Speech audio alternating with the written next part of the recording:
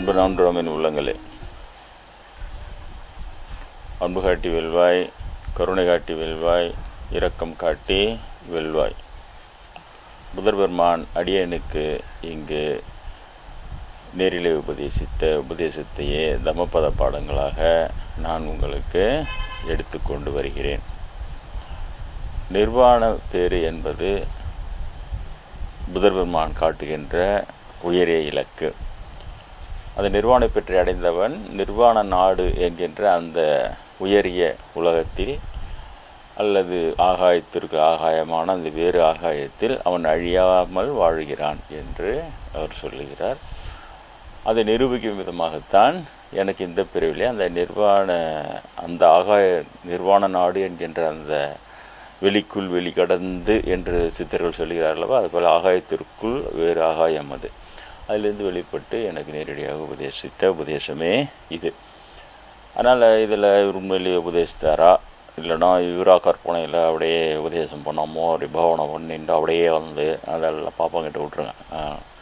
வீணாப்புறவன் சந்தேகப்படுபவன் தன்னை புத்திசாலி என தவறாக நினைத்து கொண்டு விடுகிறான், அவ்வளோதான். அதில் இது ஆன்ம சாதகர்கள் எப்படி இருப்பாங்கன்னா, முதலில் தன்னிடம் தனக்கு நிச்சயப்படுத்தி கொள்வார், அவ்வளோதான். தனக்கு சரியாக நிச்சயப்படுத்தி கொண்ட பிறகு தான், அதற்கு பிறகு பல காலம் ஊறி அதற்கு பிறகு தான் சொல்லுவோம். 10 வயசுலேயே என்ன நீ ரமணர்னு சொன்னாங்க, யாரோ ஒரு அமானுஷ்யமாக டக்குன்னு தொடர்பு கொண்டு ரமணர் ஃபோட்டோ கீழே விழுந்தது, அது நீ தாண்டா சாமியான்னு சொல்கிற மாதிரி இருந்தது. அதான் சொன்னேன், 10 வயசில் சொல்லிட்டாலும் அதை எடுத்து வச்சுக்கின்னு நான் உடனே நான் தான் ராமனாக குச்சிதே இல்லை. 40 அதுக்கு பிறகு கோயில்கள்லாம் சுற்றி 19 வயசில் உண்ணாமலை அம்மன் சொல்லி அதுக்கு பிறகு கூட அதை நான் வெளிப்படுத்தவே இல்லை. அதுக்கு பிறகு ஞானம்லாம் வந்த பிறகு தான், அதுக்கு பிறகு வெளிப்படுத்தலை. 40 வயசுக்கு மேலே தான் குருநாதர் வந்து வெளியில் சொல்லாமலே இருந்தால் சொல்கிறதுக்காக இன்னொரு பெரிய வரப்போறியான்னு கேட்டார். அப்புறம் தான் அவர் வழி இல்லாமல் சொன்னார். அதுவும் இப்படி இருக்க வேண்டாம். 10 வயசில் சொல்லப்பட்ட அந்த உண்மை 40 வயசு வரைக்கும் அதை நிச்சயப்படுத்தி பல விதங்களிலே அது ஊர்ஜிதமாகி குருநாதரும் ஆசீர்வாதம் செய்து முற்பிறவிகளை பற்றி மேலும் இறைவன் உங்களுக்கு பல விதங்களில் ஆதாரங்களை தந்து மேலும் அவைகளை ஊர்ஜிதப்படுத்துவான். ஆசீர்வாதம் நேரடியாக அவரிடம் நான் கேட்டு முற்பிறவை பற்றி அவர் தந்த ஆசீர்வாதத்தினால் அதற்கு பிறகு பல ஊர்ஜிதங்கள் கிடைச்சி அப்படி போகிறோம். அப்போது இவங்க பாப்பம் அடிக்கிற கமெண்ட்டு எல்லாம் எங்களை போன்ற ஒரு பொருட்டே கிடையாது.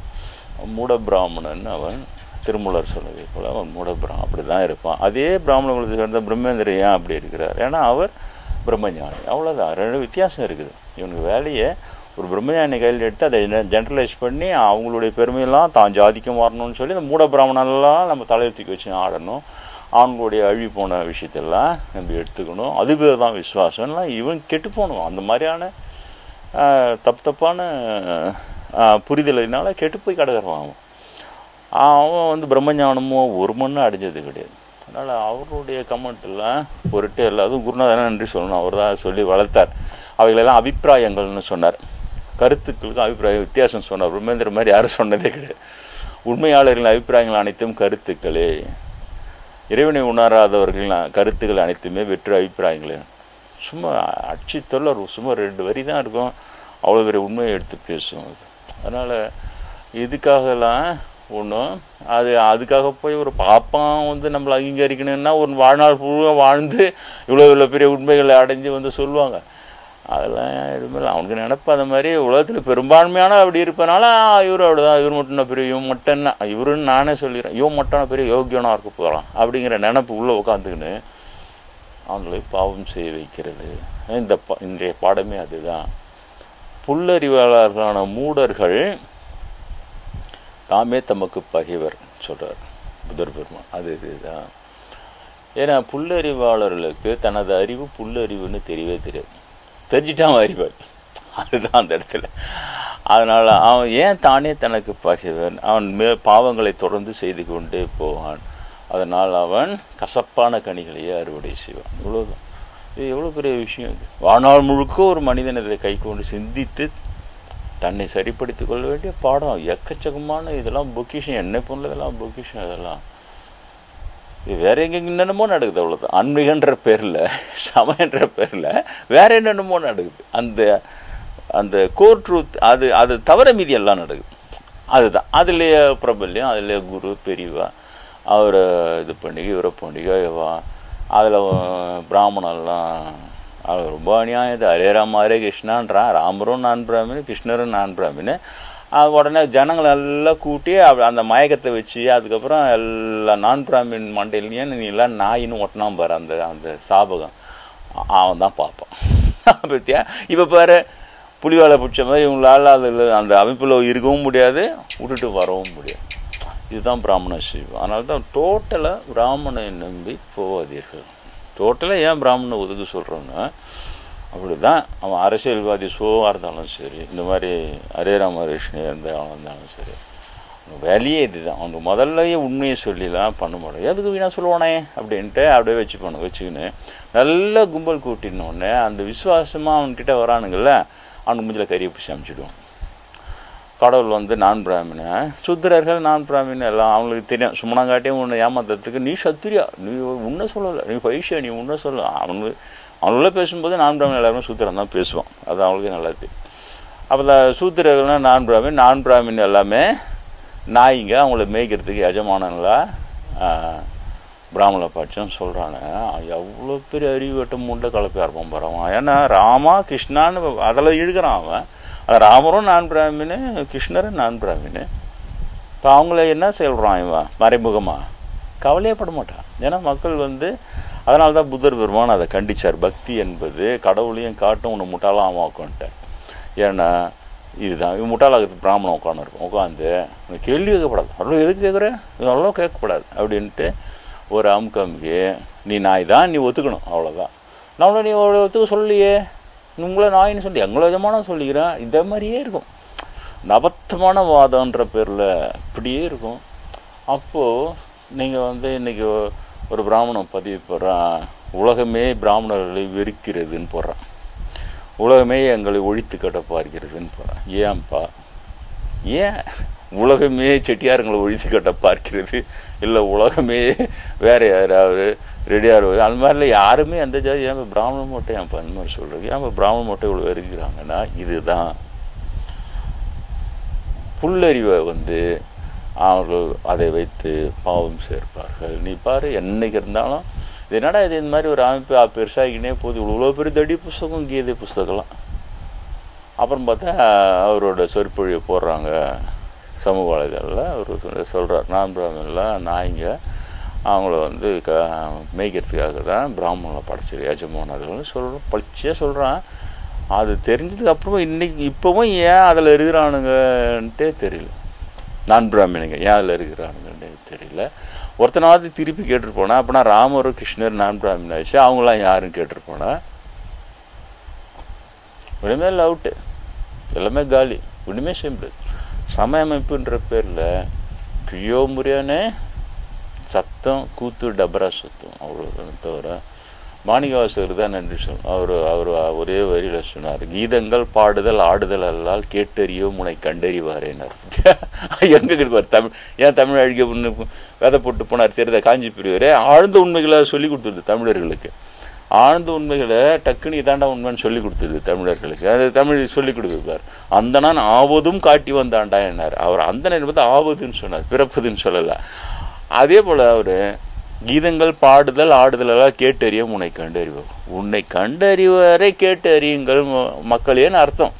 சிவபெருமானை கண்டவர்களும் அறிந்தவர்களையும் அவர்களை சென்று அடையுங்கள்னு அர்த்தம். அப்படி இல்லாதவங்க மீதி பேர் கீதங்கள் பாடுதல் ஆடுதல், வெறும் கீதம் பாடுதல் ஆடுதல், ஏதோ ஒன்று சினிமா பாட்டை பாடின்னு டப்பாங்குத்தாடுறத விட ஏதோ கடவுள் பேரை பஜனை போனால் லேசாக அது சரி எது இருந்துட்டு போனோம்னு சொல்ல தவிர அது விளைவு வந்து பார் பார்ப்போம், அது உள்ள பூந்து அது வஞ்சகம் பண்ணுறோம் பார். இவ்வளோ பெரிய வஞ்சகம், சாதாரண வஞ்சகம் இல்லை, அதுதான் பாவம். இதுதான் சொல்கிறார், புல்ல அறிவாளான மூடர்கள் பாவங்கள் செய்கிறார். இப்போது நம்ம வந்து ஆன்மீக ஆலோசனை, இது வந்து ஒரு பெரிய விவாத மேடையோ பாண்டிதர்கள் அவங்கவுங்க பாண்டித்த திறமையை காட்டுற ஒரு சொற்போரோ அதெல்லாம் ஒரு மண்ணும் கிடையாது. ஆன்மீகம் என்ன, ஆன்மீகம் நேராக வரும்போது ஆன்மீகம் வந்து எண்ணம் சொல் செயல், அங்கே எண்ணத்திலேருந்து வரும், அது செயல் சொல் எண்ணம்னு போகாது, எண்ணம் சொல் செயல், எண்ணத்திலேருந்து ஆரம்பிக்கும். இயேசுபிரான் சொல்கிறான், அவன் இதயத்தை தான் பார்க்குறாரு நான் கடவுள். அவனுக்கு சொல்கிறானுங்க, பார்ப்பானுங்க கை கழுவ சாப்பிட்றானுங்க சீடர்கள். அது அழுகுதான், ஆனால் அது உள்ளே போனால் மலத்தில் வெளில வந்துடும். இதயத்தில் அழுக்கு இல்லாமல் சுத்தமாகறியா, அதுக்கு நீ என்ன பண்ணிடுறான் அவனுக்கு கேட்குற, பிகுன்னு முடிகிறானுங்க. இவனோட இட உடம்புக்கு காலி பண்ணிட்டானு. ஏன்னா எண்ணம் தான் கடவுள், எண்ணத்தை தான் கடவுள் பார்க்குறாரு. அதனால் எண்ணம் சொல் செயல். அப்போது இந்த ஒரு விஷயத்தையே கூட பார்க்குறான். அப்போது ஒருத்தர் மாதிரி பெரிய அமைப்பான பிறர் ராம ஹரிராம் ஹரிகிருஷ்ணன் விளக்கமாக எழுதி எல்லாம் கும்பலாம் கூட்டி நான் பிராமின், நீ எடுத்த உடனே ஒன்லி பிராமின்ஸ்ன்னு போட்டு நீ பண்ணியிருந்த விட பரவாயில்ல. அப்புறம் பிராமின் கடவுள் இவருக்கு தான் நான் பிராமின் ராமர் கிருஷ்ணர் தொடாந்தா பரவாயில்ல, அவன் அதை தான் செய்வான். எதெல்லாம் எந்த சமயத்தினுடைய எதெல்லாம் பிரபலமாகுதோ அதெல்லாம் ஆட்டி போட்டுப்பான். அது பேர்லேயே அந்த சமூகத்தை இழிவுபடுத்துவோம். ராமர் கிருஷ்ணருடைய அந்த சமூகத்தை நாயின் டம்பர் டப்புக்குன்னீங்களா நாய்ங்க உங்களை மேயத்துக்கு, இதே தான் அங்கே யூத சமயத்தில் ஏதான்னு சொல்லிட்டான். அவர் மோசைக்கு 10 கட்டில் கொடுத்து எல்லாம் கொண்டு வந்துனே டக்கு வெளிலேருந்து வாங்கிட்டான் ஃபரிசிஸ் சதீஷ். என்ன சொல்லிட்டா, மோசு உங்களுக்கு மோசவின் கட்டில் உங்களால் புரிஞ்சிக்க முடியல, அது விளக்கம் சொல்லி உங்களுக்கு புரிய வைக்கிறதுக்காக கடவுள் எங்களை அமைச்சிக்கிறான்னு புரிவிட்டான் அங்கே. அவ்வளோ அதனால தான் பார்ப்போன்னா கடைந்தெடுத்த பொய்ன்னு சொல்லி, ஏன்னா உடனடியாக கண்டுபிடிக்க முடியாது, சாமர்த்தியமாக புழுவான். அப்படியே வாதன்ற பேரில் பாமர மக்கள் வரைக்கும் ஏமாறும். அறிஞர்கள் பெரிய ஞானியர்கள் சித்தர்கள் யோகியர்லாம் ரொம்ப ரேராக தான் இருப்பாங்க, அதனால் அவங்க ஏமாற மாட்டாங்க. ஆனால் அவனுக்கு அதை பற்றி கவலை கிடையாது. பாமர மக்களை ஏமாற்றி அங்கிட்டிருந்தே ஏதாவது பிடிங்கன்னு அதை வச்சு பழப்பு நடத்தணும், இவ்வளோதான். அதுதான் அங்கே செஞ்சான். இங்கேயும் இருந்தாலும் அப்படி செய்கிறான் பார். ஹரே ராம ஹரே கிருஷ்ணான்ட்டு அதில் நான் பிராமின்லாம் நாய்ங்கன்றானா ஒருத்தன். நான் பிராமின் மெஜாரிட்டி சமூகத்தில் சொல்லிவிட்டு அவன் பண்ணு வளர்த்துறான். அது கும்பல் கூடின்னு அதை அப்படியே இயக்கமாக்கி அதை அப்படியே ராமர் பெருமை கிருஷ்ணர் பெருமையை பார்ப்பதான் இவனுக்கு நினப்பு. ஆனால் உங்களெல்லாம் வச்சு நல்லா மிளகா அரைச்சி மாங்க மாட்டேனாக்கி அவன் என்ன பண்ணுறான், பாப்பான் வசதி பாப்பான் எஜமான நீ என்ன நாய்ங்கன்றான். இன்றைக்கி ஒன்றுமே செய்ய முடியாது. அதனால தான் அந்த ஆரம்பத்திலேயே எச்சரிக்கையாக இருக்க சொல்கிறேன் நான். ஆரம்பத்திலேயே நீ ஒரு பிராமணன் தான் ஓடியாந்துறாங்க, உனக்கு என்ன வேலை? ஒரு பிராமணன் கண்ணில் தூரத்தை பார்த்தா கூட நான் சொல்லுவேன், அந்த இதில் கூட இந்த தொலைக்காட்சி தொடர்பில் நடுவர்கள்னு போட்டு ஒரே ஒரு பிராமண நடுவர் அந்த ஓடியாந்து பையனை பசங்களை கூட்டு ஓடியாந்துரு, அங்கே நடுநிலை இருக்காது. அவையாக இருக்கும்போதே நான் சொன்னது தான், அது நூலேணியிலோ கோல்சாயும் நடுநிலை என்பது பிராமணக்கிட்ட இருக்கவே இருக்காது சுத்தமாக. திருமூல சொன்னது தான், சத்தியமின்றி பித்தரும் மூடன் பிராமணர் தான் என்று சத்தியம் இருக்காது. அப்படி வராத குற்றம் தான். ஏன் வராத குற்றம்னா எடுத்து சொல்கிறதுக்கு ஆள் கிடையாது. எல்லாம் அவன் பழகிற வேலையை பார்க்குறானே தவிர உண்மையை சொன்னால் அவனுக்கு எல்லா வித தொல்லையும் கிடைக்கும், எல்லா விதமான ட்ரபுளும் கிடைக்கும். கொலையை கூட பண்ணிடுறானுங்க. பீடாதிபதிங்களாம் ஒன்று சேர்ந்து ரெசல்யூஷன் பாஸ் பண்ணி முறையாக கொலை பண்ணுறானுங்க பிராமண பீடாதிபதிகள். இந்த என்ன பண்ணுவேன், பயந்துக்குன்னே அவனுக்கு இருக்கணும். பயப்படாது யாரோ ஒருத்தர் பொறுமையாக சொல்லும்போது ஒரு சிங்கிள் வாய்ஸ் மட்டும் இருக்கும், அது மட்டும் லொட்டு அது கொஞ்சம் உண்டு தான் போகிறோம், அவ்வளோதான். அது எவ்வளோ அமுக்க முடியுமோ அமுக்கி அதுக்கப்புறம் ஜெயிக்கிறது தான் அதெல்லாம். அப்படிங்க வெற்றின்றது நீங்கள் நினைக்கிற மாதிரி அப்படியே திடீர்னு ஒரு பெரிய மாபை காட்டி வெற்றி பெறுவதெல்லாம் இல்லை. பொறுமையாக புரிய வைத்து அப்படி வருகிற வெற்றி தான் ஆன்மீக வெற்றி. அதனால் இது நடுவில் இது வரணும், புரிய வைக்கணும். இப்போ அது போய் மாட்டிக்கிச்சு ஒரு பெரிய கும்பல். இந்த பக்கம் பரவாயில்ல, சரி, தமிழ்நாட்டு பக்கம் பரவாயில்ல. ஆனால் வடக்குலலாம் நல்லா பரவி ராமகிருஷ்ணானோடனே அந்த பக்தியில் எல்லாத்தையும் புத்தியை கோட்டை விட்டுருது. அதனால தான் புத்தர் தேவைப்படுறது. அதனால தான் புத்தர் புரியும் உங்களுக்கு. ஏன் புத்தர் தேவைப்படுறாருன்னா, ஏன் புத்தரோட உபதேசம் தேவைப்படுதுன்னா சிந்திக்க சொல்கிறார். இப்போ இந்த அறிவு இருக்குந்தா நீ முதல்ல அது உள்ள நுழைய மாட்டேன். அடுத்தது உன்னை சுற்றி இருக்கிறவங்க யாருன்னா அதை பற்றி ஸ்லாக்கியமாக பேசினா, இல்லை இந்த மாதிரி இருக்குது அது உள்ளே வஞ்சிக்கும் போவாதுன்னு முதல்ல அவங்கள தடுத்துப்பேன். அப்புறம் 2 பேராக சேர்ந்து முடிஞ்சால் அதில் ஏற்கனவே ஊறி போனவங்ககிட்ட பொறுமையாக நீ ராமரை பக்தி பண்ணி கிருஷ்ணரை பக்தி பண்ணு, தனியாக பண்ணு. என் பாப்பா ஆடியில் உட்காந்து பண்ணுவோன்னு உன்னை நாயாகிட்டான் பரவாயில்ல, கவலையே படல. அவன் அப்போ ராமரே கிருஷ்ணரையும் அந்த கேட்டரியில் தான் வைக்கிறான். அவனுக்கு புரிய வச்சு கொஞ்சம் கொஞ்சமாக கொண்டுவான். அது ரொம்ப சிரமம். மக்கள் அந்த எமோஷனுக்கு தான் அவங்க போவாங்க. அந்த மியூசிக்கெலாம் போட்டு டுங்குன்னு டான்ஸ்லாம் ஆடி காட்டினோடனே அதுக்கு மயங்கி போயின்னு. அது பின்னால் இவ்வளோ பெரிய வஞ்சகம் இருக்கும். உண்மையாளர்களுக்கு ரொம்ப எரிச்சலாக தான் இருக்கும். என்னடா இது என்ன, ஆனால் என்ன செய்கிறது, அது அவ்வளோதான். அது மாப்பு காட்டி பணம் காட்டிட்டா போதும், அரசாங்கம் வந்து கண்டுக்காது. ஏன்னா அவங்களுக்கு தேவை மாபோட ஓட்டு, அவங்களுடைய சப்போர்ட், இவ்வளோ போயினே தான் இருக்கும். இப்படியே தான் போயின்னு இருக்கும். இதில் எங்கே ஆன்மீகம் வருது? இதில் எந்த இடத்துல வைகுந்தமோ நிர்வாண நாடுங்கிற புத்தர் சொல்கிறதோ கைலாயமோ ஒடிமே வராது, எதுவுமே வராது. அப்படியே உலகியலாகவே அது ஒரு பெரிய, அது ஒரு வெற்றிகரமாக பரப்பி வெளிநாட்டிலும் பரப்பி அப்படியே கொடி கொட்டிட்டோம் அப்படின்னா, காஞ்சிபுரம் கட்டாத கொடியா தேரலையா மேலே? திரும்பவும் சொல்கிறேன், ஆன்மீகம் என்பது நீ தேர வேண்டும். நீ தேர வேண்டும்னா திரும்பவும் எண்ணம் செயல், எண்ணம் முதல்ல சரியாக இருக்கணும். அப்போ அந்த எண்ணப்பாவமே முதல்ல பாவியாக்கி அவர்களை பாவியாக்கணும். நான் சொல்லிக்கிறேன், அந்த பிராமண ஆவிகள்லாம் எந்த மாதிரியான என்னை பேசுது கொள்ளுது இல்லை, அதிகமாக சொல்ல விரும்பல. அது ஒரு பேபிசஸ் ஆவிங்க சப்ஜெக்டாக போய்டும். ஆனால் அது உண்டு. போங்க வச்சு பாப்பாத்தீங்க செத்துட்டு உடனே அதுங்க ஆவி ஆயினா மட்டும்னா போங்க ஆவிங்களாக தான் சுற்றும். அதனால் அதுங்க அதை பிடிச்சதை பிடிவாதமாக அப்படியே திரும்ப அதையே சொல்லி அப்படியே கடுமையாக என்னன்னா சொல்கிறதுனே தெரியாது. ரொம்ப மோசமாக இருக்குது நிலமை. அது அந்த ஆவி உலகத்திலேயே ரொம்ப மோசமாக இருக்குது அதுங்க. அதுதான் பிரம்ம ராட்சசின்னு பேர் வச்சான். பிராமணன் பிரம்ம ராட்சசன், எங்கன்னா செட்டியார் ராட்சசன், கவுண்டர் ராட்சஸில் கேள்விப்பட்டிருக்கீங்களா பாரு. என் சொற்பொழி கேட்டு அவனா பார்ப்பான், அவனா சினிமாவில் ஓடுன்ட்டு அதெல்லாம் நோய்ச்சி எடுத்தால் தான் உண்டு, வேறு ஒன்று.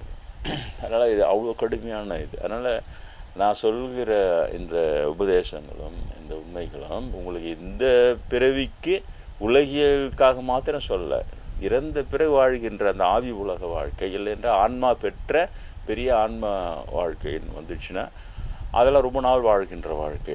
அதுலேயே நீங்கள் நிம்மதியாக, அதுலேயே புண்ணிய பாவம் செய்கிறதெல்லாம் உண்டு.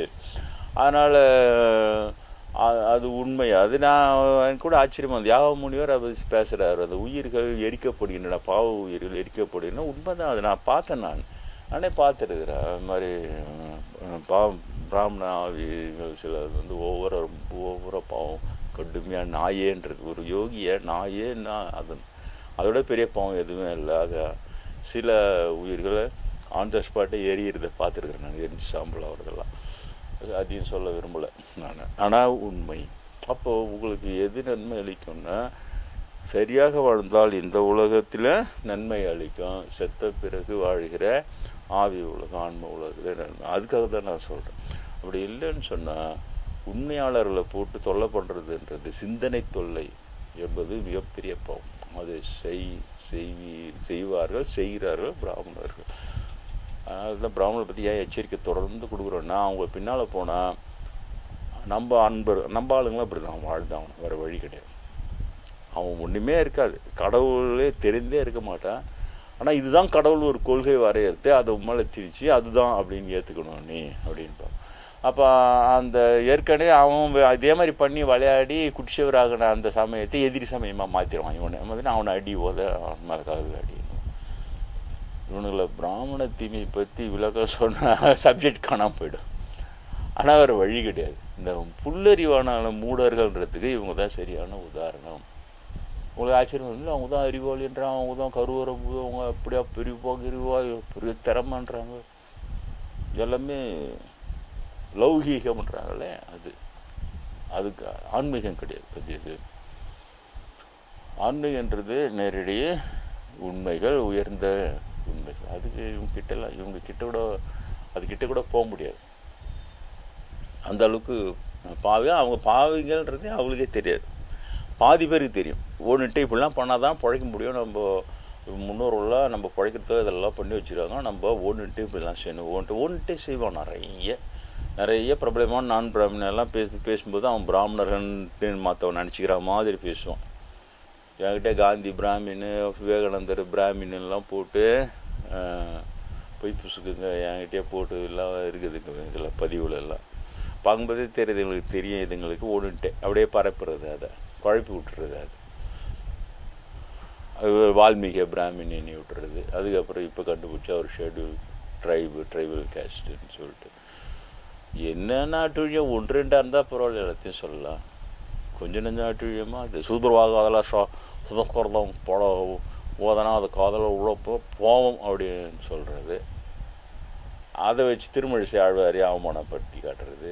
அவர் அக்கரங்கள் ஆவது என்று மென்குலன் பாடி பெருமாளையை உட்கிடந்தவனு புறம்புசித்து காட்டி அப்படி போடாரு. திருநானுங்கன்றீங்க. அதே புலியூர்லேருந்து ஒரு புலியூர் பொய்ப்புசுக்கு பிராமணன் என்னை திட்டி பதிவு போடுறான். அது புலியூரில் தான் இவ்வளோ நடந்தது.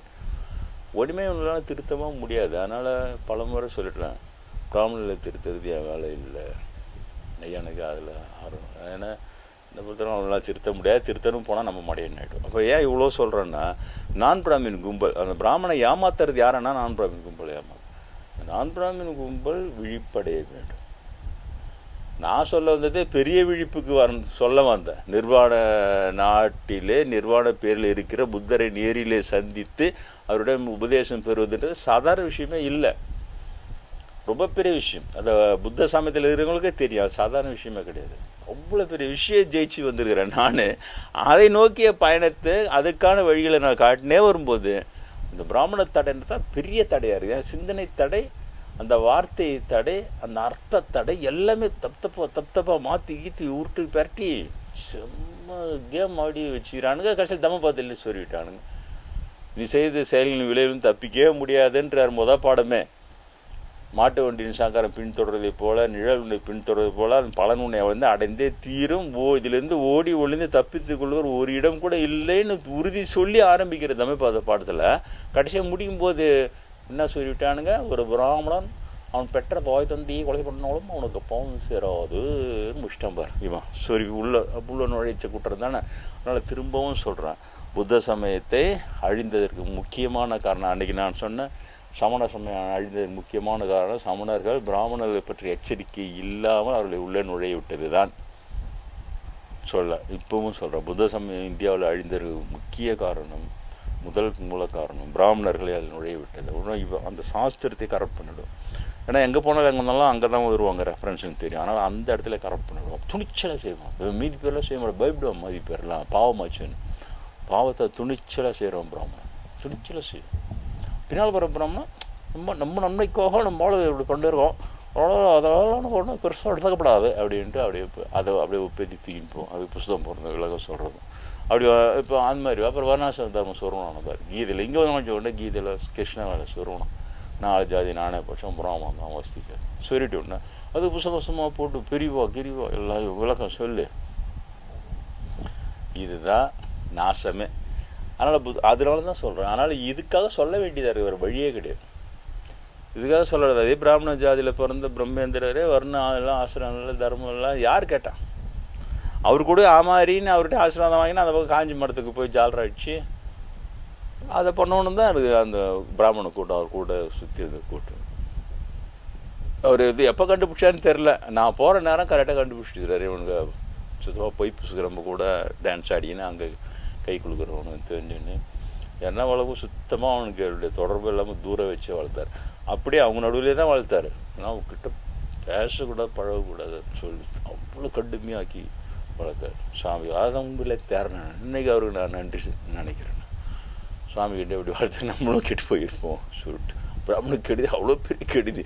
அதனால் இப்போ பாருங்கள், நிர்வாண நாட்டு உபதேசம் பெரிய விஷயத்த சொல்ல வந்து நான் இந்த பெரிய கெடுதியை சொல்ல வேண்டியதாக இருக்குது, வேறு வழியே இல்லை. ஏன்னா இதில் போய் மாட்டினா அவன் தேரவே மாட்டான். சுழலில் ஆகப்பட்ட மாதிரி மூழ்கி அதில் எடுத்துன்னு போயிட்டு அவனை சேர்ந்து அடியார்களை சிலுவில் தான் காந்தியை கொலை பண்ணுறது, அப்பார காட்டில் கல்லில் கட்டி கடவுள் தூக்கி போகிறது, அந்த வேலையெல்லாம் அவனும் செய்வான். அவங்க இது எச்சரிக்கை செய்யாமன்னாரு. ஏன்னா ஏற்கனவே இப்போ சுருவி சக்ஸஸ்ஃபுல்லாக கொண்டு விட்டான். கிருஷ்ணரே சொன்னார், 4 ஜாதியை நானே படித்தேன்னு சொல்லிட்டு பொய்யை சுருவி தூக்கின்னு விட்டான். துணிச்சலாக செஞ்சு அதுக்கு புத்தகம் போடுறது, அதில் போட்டு அதில் இந்த இவ்வளோ பெரிய ஹரே ராம ஹரே கிருஷ்ண நடத்துறது. அதில் நான் பிராமணலாம் நாயங்க அது அம்மைக்கு ராஜமோனம் பிராமணன் அப்படின்னு ஸ்டேட்மெண்ட்டை விட்டு ஓடிமே இப்போ செய்ய முடியாது. கும்பல் அதை காப்பாற்றும், நான் பிராமண கும்பல் அதை காப்பாற்றும். செம்ம இங்கே வெளியிலேருந்து பாருக்கு செம்ம ஒரு தமக்குத்தாடி ஆட்டம் தான் இந்து சமயம் என்ற பேர்.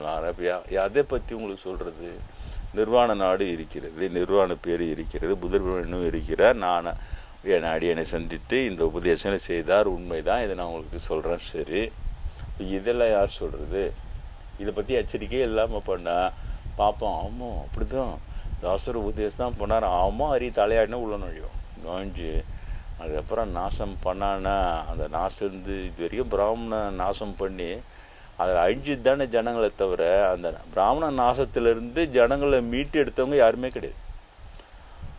அழிஞ்சது தான் போக மீதி தேர்னது தான். யூத சமயம் எப்படி அழிஞ்சுது, அதில் எவ்வளோ முயற்சி செஞ்சு கடைசியில் வேறு வழியே இல்லாமல் கிறிஸ்டியானிட்டின்னு தனியாக பிரித்து இயேசு யூதர் தான். ஆனாலும் யூதராக தான் சரியாக வராது, இவனுக்கு எப்போ நோய்ச்சி எல்லாத்தையும் கரெக்ட் பண்ணிட்டான்னு சொல்லிட்டு தனியாக பிரித்து கிறிஸ்டியானிட்டி தனியாக வரவே தப்பிச்சுது. ஆனால் வரவே மாட்டேன் பிடிவாதமாக அது பின்னால் போன யூதரில் பாரு நாஜிப்பட சித்திரவதை பண்ணி சாவிச்சுன்னு பாரு. அதுதான் சொல்ல வரணும், அதை தான் எச்சரிக்கப்படணும். இந்து சமயன்ற பேரில் இப்போ இருக்கிற மக்களே, இந்தியாவில் இருக்கிற மக்களே, எந்த 4 சமயங்களும் ஒழிச்சவன் பிராமணன் தான். ஒரு சமயம் ஏன் வளருதுன்னா தர்மத்தினால தான் வளருது. அதில் உள்ள தர்ம உபதேசங்களும் அறங்களும் அதை பற்றிய உண்மைகளால் வளர்ந்துக்கினே வரும்போது பிராமணன் உள்ள நோஞ்ச உடனே முதல்ல அந்த அந்த அது என்ன சொல்கிறது ஆணி வேர், அதுதான் அந்த ஆணி வேரை கெடுப்போம். அந்த ஆணி வேரை கரெக்ட் பண்ணும்.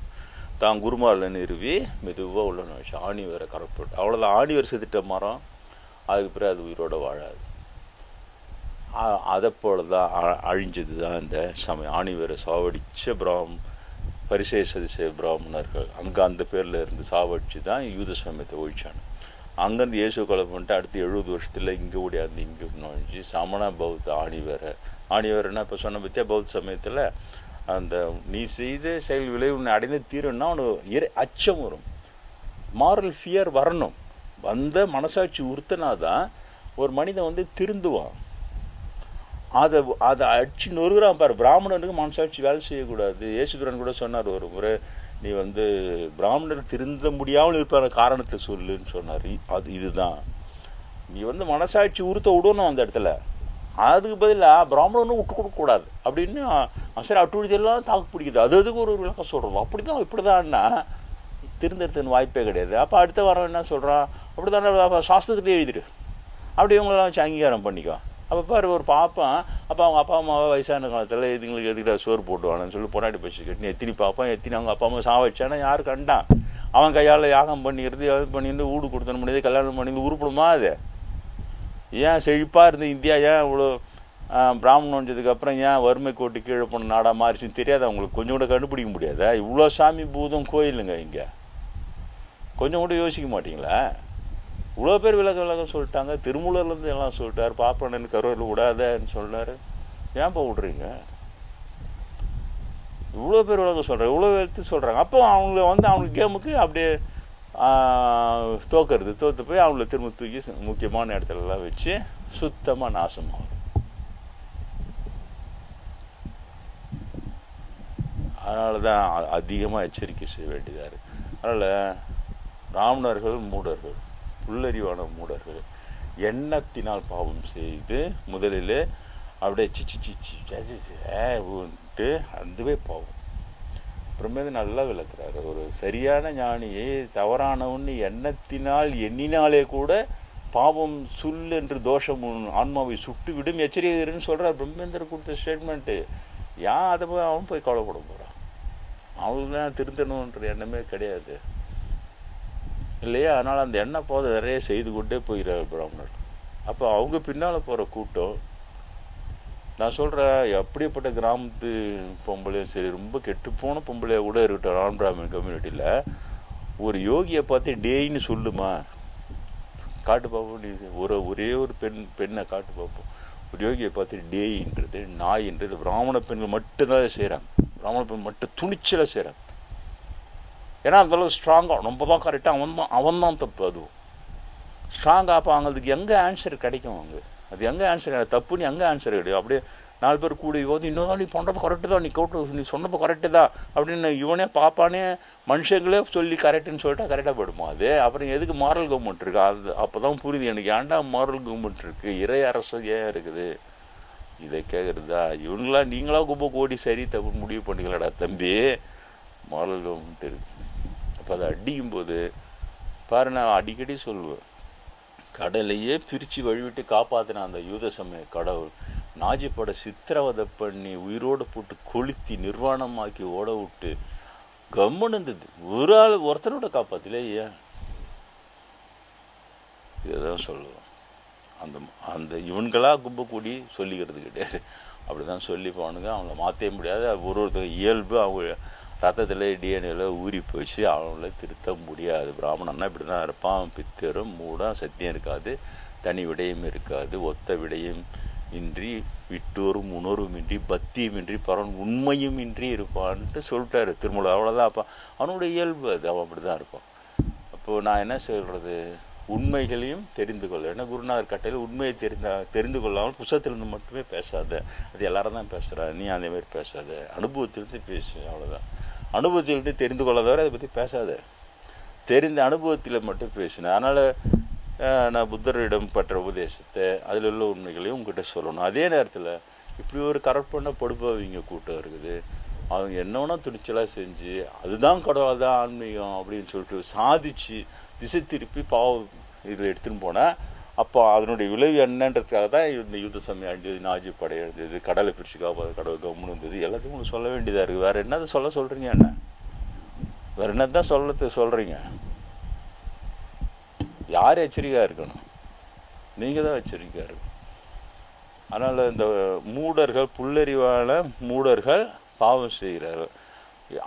அது உதாரணத்துக்கு அதை எடுத்துங்க. நீங்கள் பாவம் செய்யாமல் இருக்கு. ஏன்னா பாவம் செய்யும்போது நல்ல ஜம்முன்னு தான் இருக்குன்றாரு. ஆனால் அது கனிகளை கொடுக்கும்போது கசப்பான கனிகளை, துன்ப கனிகளை தான் கொடுக்குன்றார். அதனால் பிராமண பத்திரி அச்சரிக்கை ஒவ்வொரு பெருசாக எடுத்துங்க. 90% பிரச்சாரம் அதை பற்றி இருக்கட்டும். மீதி 10% இதெல்லாம் முடித்து உங்ககிட்ட வாங்க. உங்ககிட்ட வந்தால் நீங்கள் அந்த எது பாவம் எது புண்ணியம் துல்லியமாக தெரிந்து கொள்ளத்தான் வேண்டும். அப்போ பாவம் செய்யாமல் இருக்கணும், புண்ணியம் செய்யணும். அது எது பாவம் எது புண்ணியம்னு தெரிஞ்சுக்கிட்டா ஒரு பிராமணர்கிட்ட போனால் மாட்டி தீர்ந்தண்ணி அவ்வளோதான் ஒழிஞ்சு. அதுக்காக தான் அவ்வளோ 90% ஒட்டுமொத்த புத்தருடைய ஒட்டுமொத்த தமபாதத்தையே ஒழிச்சானுங்க பாரு. கடைசியில் 2-3 ஸ்லோகத்தை சொருவி அப்பா அம்மா கொலா போனாலும் பிராமணம் பாவம் செய்யலாம் சுருவனம் பற்றியா அதை பார்த்தா பயந்து போனோம். அதை பார்த்து தான் அடடா என்னோட அதையும் துணிச்சலாக செஞ்சு ஜனங்களை திசை திருப்பி அப்போ நம்ம பாவம் செய்யக்கூடாதுன்றதுக்கு பதிலாக நம்ம பாப்பானா பிறந்தா நல்லதாக இருக்கும், அப்பா அம்மாவே கூட போனால் நம்ம பாவம் செய்கிறவரா கூட பிராமணா போகிறது என்னோட வழி. இது இப்படி போகுமா மக்கள்? பயங்கர ரொம்ப கஷ்டம். அதெல்லாம் அதை எப்படி மீட்கிறது, எப்படி சொல்லு, எங்கே கரெக்ட் பண்ணக்கூடாது அங்கே கரெக்ட் பண்ணி அடிக்கிறான் ஆக்சுவனு. ஆனால் கடைசியெலாம் புத்த மதம் அந்த ஆன்மா தன்னை வித்ட்ரா பண்ணிச்சு. இந்தியாவிலேருந்து டோட்டலாக வித்ட்ரா பண்ணிச்சு, சமணமாக வித்ட்ரா பண்ணிச்சு, யூத சமயம் உலகத்துலேருந்து வித்ட்ரா பண்ணி. அப்படி தான் நான் எடுத்துப்பேன். அவங்க ஆனால் அவங்க ஒன்றும் அழியலை. அப்போ புத்தர் என்ன இருக்கிறாரு, நிர்வாண நாட்டில் இருக்கிறாரு, இதே இந்தியாவில் எனக்கு நேரில் உபதேசமும் பண்ணுறாரு. உங்களால் புரிஞ்சிக்க முடியும்னு நினைக்கிறேன். இது என்ன, இது என்ன, அது என்ன, அது என்ன, இது என்ன. எவ்வளோ ஒரு துல்லியமான ஒரு விஷயம் ஆன்மீகம். கத்தி மேல் நடக்கிற மாதிரி இருந்தார், வழி கிடையாது. அதில் போய் கரெக்ட் பண்ணோம். எவ்வளோ பெரிய பாவி. இவங்களை என்னன்னா சொல்கிறது, நான் என் வாழ்க்கை நான் சொல்ல விரும்பலை, அவ்வளோதான். என்ன கதி ஆடி வாங்கினாங்களோ எனக்கு தெரியாது, பாப்பாத்துக்கு என்ன கதி ஆடி வாங்கினு எனக்கு தெரியாது. ஒரு இந்த அளவு உயர்ந்த யோகிகளை நாயேன்றது டேயின்றது துணிச்சலா எங்கேருந்து வந்த தைரியம், யார் கொடுத்து வளர்க்குறாங்க அந்த தைரியத்தை? இவனு தான் குருமான்ற பேரில் பாப்பார பெரியவாங்க தான். எங்கே போகிறது, எங்கேயுமே தேரல அவனுக்கு, எங்கேயுமே ஒன்றுமே செய்ய முடியாது. அன்பு காட்டி வெல்லுங்கள், கருணை காட்டி வெல்லுங்கள், இரக்கம் காட்டி